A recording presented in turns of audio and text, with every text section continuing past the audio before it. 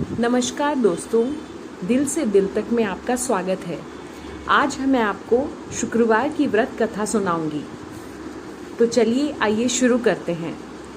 अगर आप शुक्रवार का व्रत करते हैं तो शुक्रवार की व्रत कथा अवश्य सुननी या पढ़नी चाहिए। ऐसा करने से माता की पूजा अर्चना संपूर्ण होती है। एक गांव में एक बुढ़िया रहती थी जिसके 7 बेटे थे।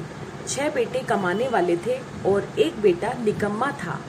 बुढ़िया माँ 6 पुत्रों का झूठा 7वें पुत्र को देती थी। 7वां पुत्र एक दिन अपनी पत्नी से बोला, देखो मेरी माता का मुझ पर कितना प्रेम है। वह बोली, क्यों नहीं, सबका झूठा बचा हुआ तुमको खिलाती है। वह बोला, जब तक आंखों से न देखे मान नहीं सकता। पत्नी ने हंसकर कहा, देख लोगे तब तो मानोगे। कुछ दिन बाद एक बड़ा त्योहार आया। घर में 7 प्रकार के भोजन और चूरमा के लड्डू बने। वह पत्नी की बात को जांचने के लिए सिर दर्द का बहाना बनाकर पतला कपड़ा सिर पर ओढ़कर रसोई में जाकर सो गया और कपड़े में से सब देखता रहा। 6 भाई भोजन करने आए। उसने देखा माँ ने उनके लिए सुंदर सुंदर आसन बिछाए, 7 प्रकार की रसोई परोसी और आग्रह करके उन्हें भोजन कराती रही। वह देखता रहा। 6 भाई भोजन कर उठ गए। तब माँ ने उनकी 5 थालियों में से लड्डुओं के टुकड़ों को उठाया और एक लड्डू बनाया। जूठन साफ कर माँ ने उसे पुकारा, उठ बेटा उठ, तेरे भाइयों ने भोजन कर लिया, तू भी उठकर भोजन कर ले। उसने कहा, माँ मुझे भोजन नहीं करना, मैं परदेश जा रहा हूँ। माता ने कहा, कल जाना हो तो आज ही जा। वह बोला, हाँ हाँ जा रहा हूँ। यह कहकर वह घर से निकल गया। चलते समय उसे पत्नी की याद आई। वह गौशाला में कंडे थाप रही थी। वहां जाकर वह बोला, मेरे पास तो कुछ नहीं है, यह अंगूठी है, सो ले लो और अपनी कोई निशानी मुझे दे दो। वह बोली, मेरे पास क्या है, यह गोबर से भरा हाथ है। यह कहकर पत्नी ने उसकी पीठ पर गोबर के हाथ की थाप मार दी। वह चल दिया। चलते चलते दूर देश में पहुंचा। वहां एक साहूकार की दुकान थी। वहां जाकर बोला, सेठ जी मुझे नौकरी पर रख लो। साहूकार को नौकर की सख्त जरूरत थी। साहूकार ने कहा, काम देखकर तुम्हें तनख्वाह मिलेगी। उसने कहा, सेठ जी जैसा आप ठीक समझे। उसे साहूकार के यहाँ नौकरी मिल गई। वह वहां दिन रात काम करने लगा। कुछ दिन में दुकान का लेन देन, हिसाब किताब, ग्राहकों को माल बेचना, सारा काम करने लगा। साहूकार के 7-8 नौकर थे। वे सब चक्कर खाने लगे, लेकिन उसने अपनी लगन, परिश्रम और ईमानदारी से सभी को पीछे छोड़ दिया था। उसे अपने किए का फल मिला। सेठ ने भी उसका काम देखा और 3 महीने में ही उसे मुनाफे में साझेदारी बना लिया। परिश्रम करते करते 12 वर्ष में ही वह नगर का नामी सेठ बन गया और सेठ अपना सारा कारोबार उस पर छोड़कर बाहर चला गया। इधर उसकी पत्नी पर क्या बीती वह भी सुने। सास ससुर उसे दुख देने लगे थे। गृहस्थी का काम करवाकर उसे लकड़ी लेने जंगल में भेजते। इस बीच घर की रोटियों में आटे से जो भूसी निकलती उसकी रोटी बनाकर रख दी जाती और उसे फूटे नारियल की नरेली में पानी दिया जाता। इस तरह दिन बीतते रहे। एक दिन वह जंगल में लकड़ी लेने जा रही थी। तब उसे रास्ते में बहुत सी स्त्रियां संतोषी माता का व्रत करती दिखाई दी। वह वहां खड़ी होकर पूछने लगी, बहनों यह तुम किस देवता की व्रत करती हो और इसके करने से क्या फल मिलता है? इस व्रत को करने की क्या विधि है?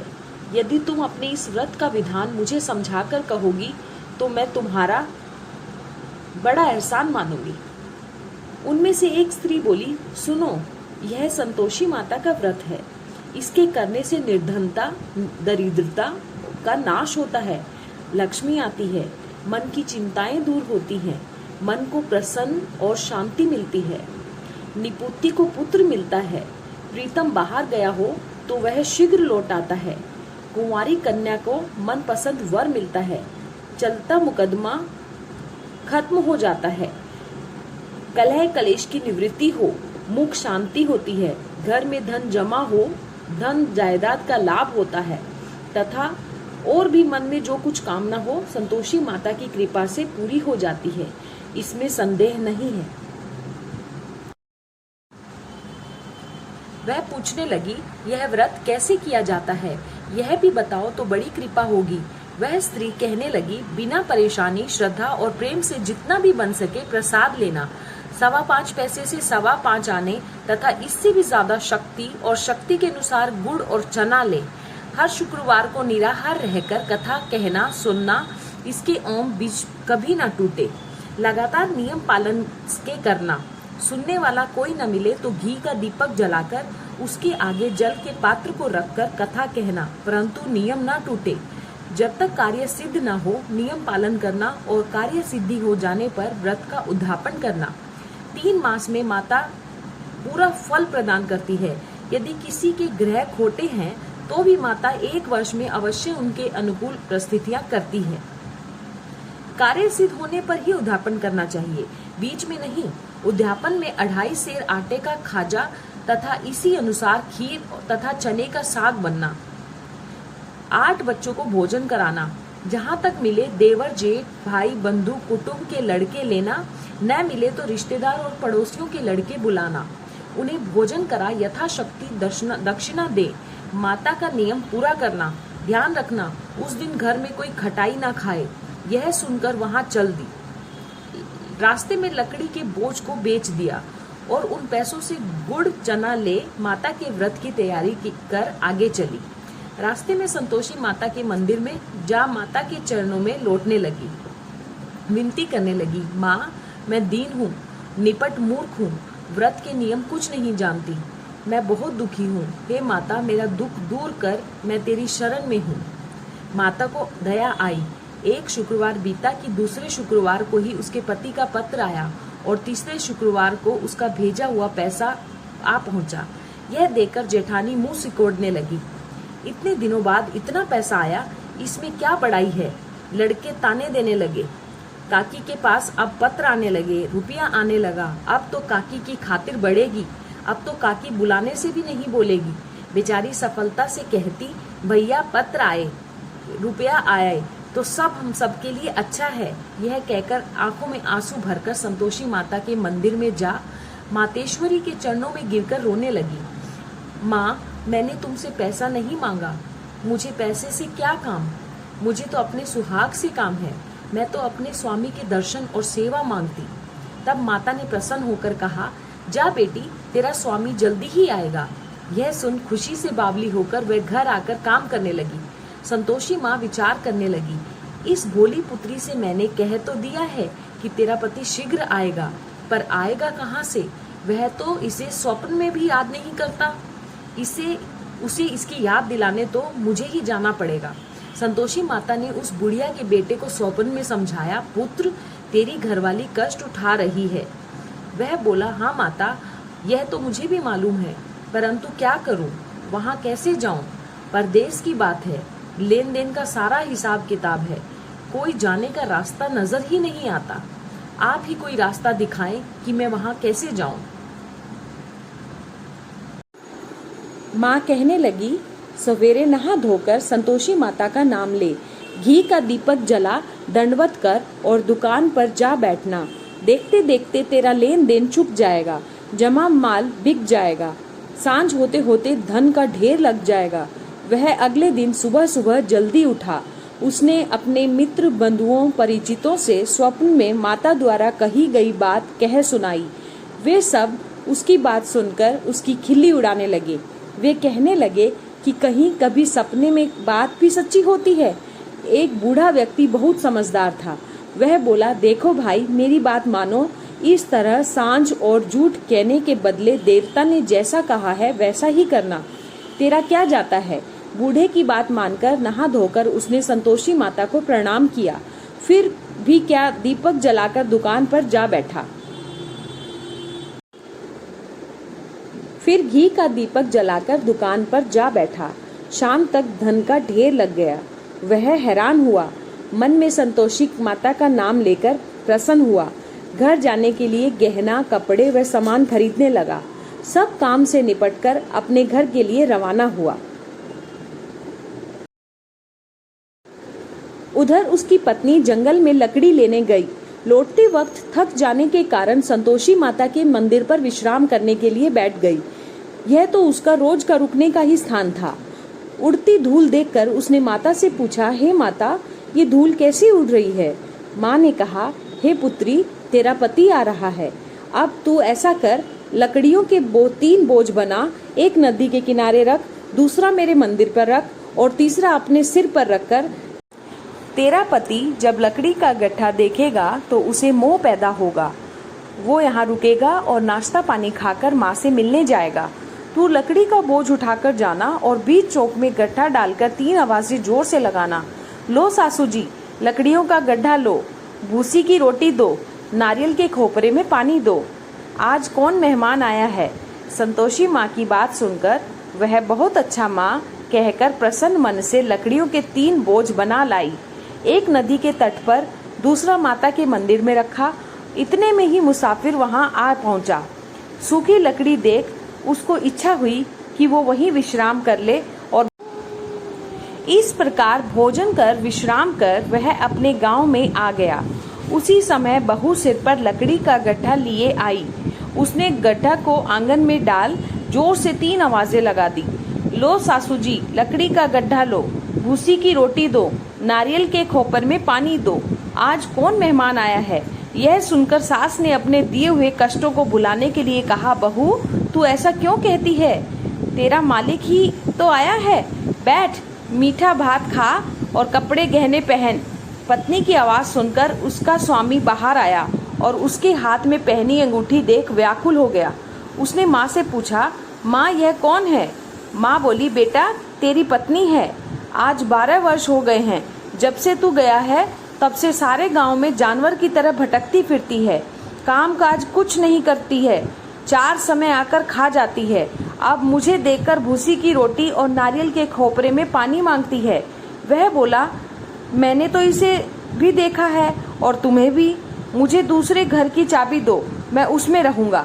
ठीक है बेटा, जैसी तेरी मर्जी, कहकर माँ ने चाबी का गुच्छा बेटे के सामने रख दिया।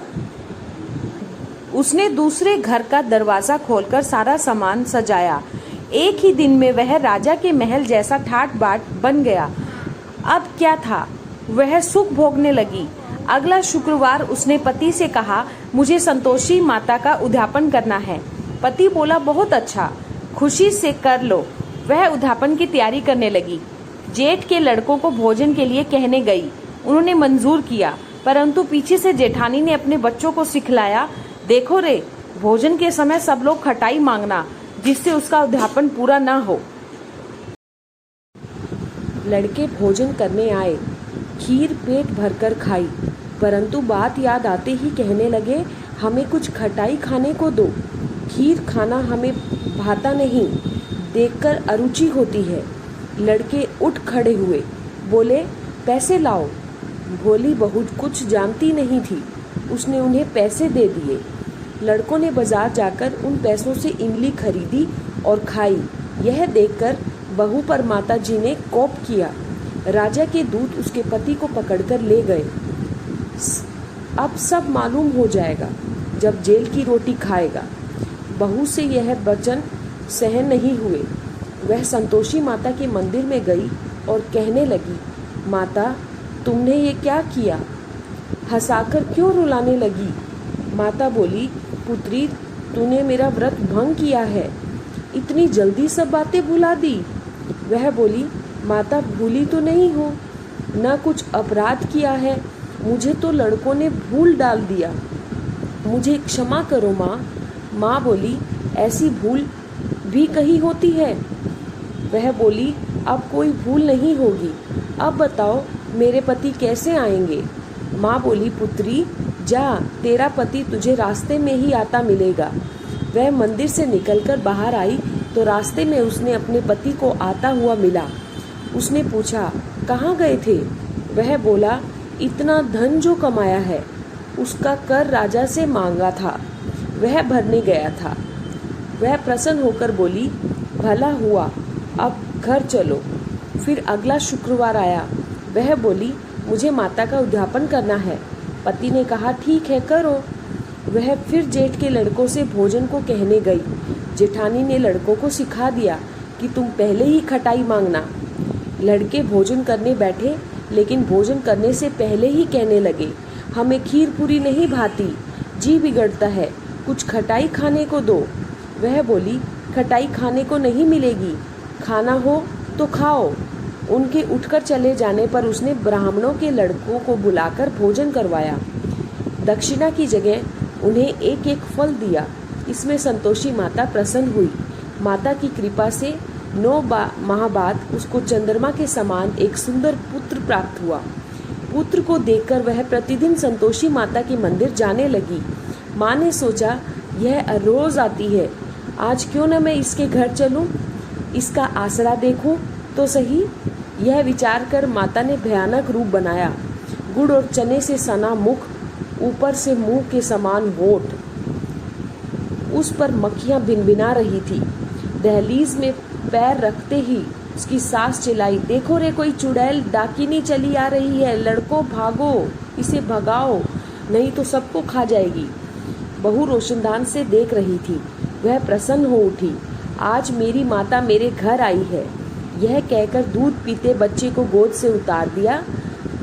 इस पर उसकी सास क्रोध में भरकर बोली, अरे रांट, इसे देखकर कैसे उतावली हुई है जो बच्चे को पटक दिया। इतने में माँ के प्रताप से जहाँ देखो वहाँ लड़के ही लड़के नजर आने लगे। वह बोली, माँ जी, मैं जिनका व्रत करती हूँ यह वही संतोषी माता है। इतना कह उसने झट से घर के सारे किवाड़ खोल दिए। सबने माता के चरण पकड़ लिए और विनती कर कहने लगे, हे माता, हम मूर्ख हैं, अज्ञानी हैं, तुम्हारे व्रत की विधि हम नहीं जानते, तुम्हारा व्रत भंग कर हमने बड़ा अपराध किया है। हे माता, आप हमारे अपराधों को क्षमा करो। इस प्रकार बार बार कहने पर संतोषी माता प्रसन्न हुई। इसके बाद उसकी सास कहने लगी, हे संतोषी माता, आपने बहू को जैसा फल दिया वैसा सबको देना। जो यह कथा सुने या पढ़े उसका मनोरथ पूर्ण हो।